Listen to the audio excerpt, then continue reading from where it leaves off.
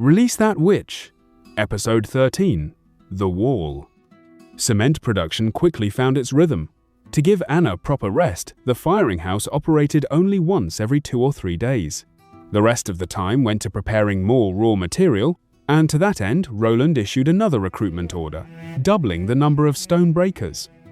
Still, I cannot rely on Anna for this forever. Long years working in dust gives people silicosis, and once production scales up, one Anna will be nowhere near enough. Witches must not be consumed like fuel. They should be the engine that drives civilization forward. That much is clear to me, but for now, everything goes into the wall. If the demonic beasts cannot be stopped, nothing else matters. The foundation of the wall linking the North Slope and the Redwater River had broken ground. Following the custom of his old world, Roland, as project director, personally dug the first shovelful of earth before a crowd of astonished onlookers. He had imagined that with cement solved, raising a wall would be easy. In practice, he discovered he knew nothing about construction at all. How deep should the foundation go? How wide?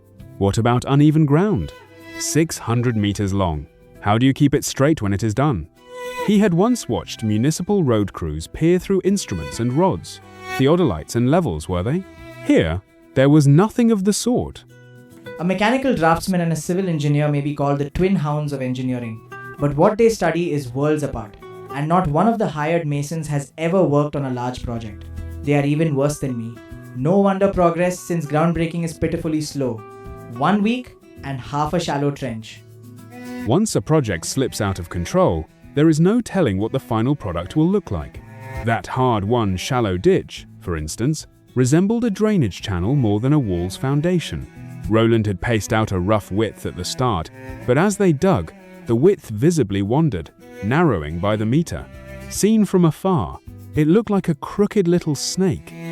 Even so, Roland refused to halt the work. In the spirit of every meter dug is a meter gained, whenever the firing house was idle, he spent entire days at the foot of the North Slope, correcting the trench's direction by eye, inching forward. He also doubled the pay offered for stonemasons on the recruitment notice. Thankfully, the embarrassment did not last. While Roland was in the firing house directing preparations for the 6th batch of cement, the minister's assistant reported. A stonemason had answered the call. He claimed to have served in Greycastle's own stonemasons guild, and he now waited outside the yard for an audience. The Greycastle Stonemasons Guild. Even the 4th Prince had heard of them, a famous organization. Disbanded over some construction accident, was it? Well, in that trade, accidents happen. Show him in. Roland put on a composed face and nodded. He had thought of sending Anna away, then decided against it. Of the 2,000 souls in Border Town, few had seen the witch's true face. And Anna no longer resembled the death-seeking prisoner of that day. In her strange costume, even those who had seen her might not know her now.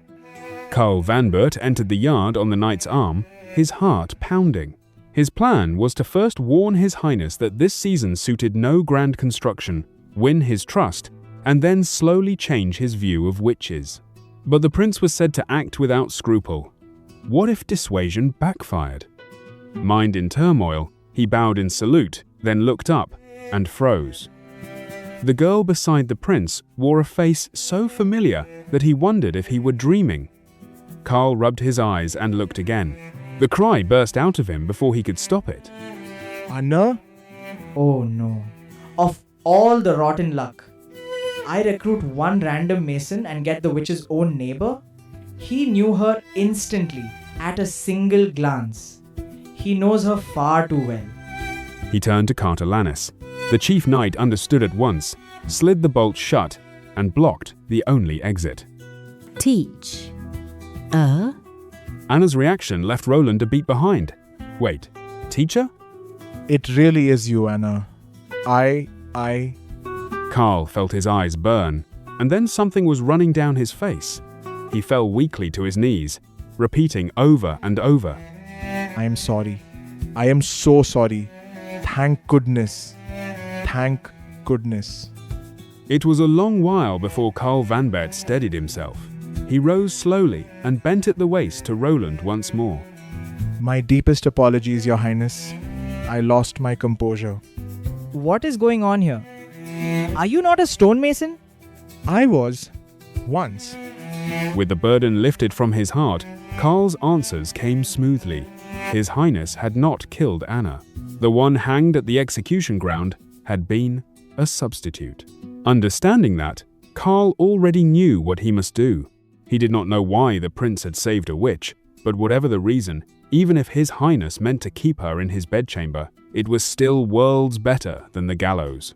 It proved, at least, that the prince did not fear the tale of witches as the devil's incarnations. He told his story in full, his flight from Grey Castle to Border Town, the school he had founded here, and the discovery that his student, Nanawa Pine, had also become a witch. At the end, he begged His Highness to hide Nanawa in the palace as well, before she was exposed and persecuted. Listening from the side, Anna's face was full of the wish to plead for Nanawa, yet she never spoke a word. Another new witch. Truly grand news.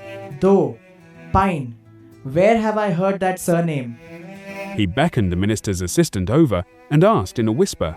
It was the name of a petty noble family of Border Town. You may bring her to meet me. If she truly is a witch, I guarantee she comes to no harm. But I cannot take her from the Pine family, not while her own family poses her no real threat. And as for why I saved Anna, it is not what you imagine. He considered and decided it was better to speak plainly. I need her help. Rather than that nonsense about the devil's evil power, I believe a witch's strength is beyond good and evil and can be controlled. So Anna, Nanawa, any witch, so long as she has broken no law, I will never call her guilty. Now, to business. You took part in building Grey Castle's walls? Yes. Karl nodded. The fourth prince had not taken Nanawa in as he had hoped, and the talk of needing a witch's help made little sense to him.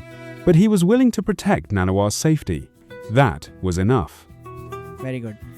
I intend to raise a wall between the Redwater River and the foot of the North Slope to keep out the demonic beasts. As of today, that project is yours to run.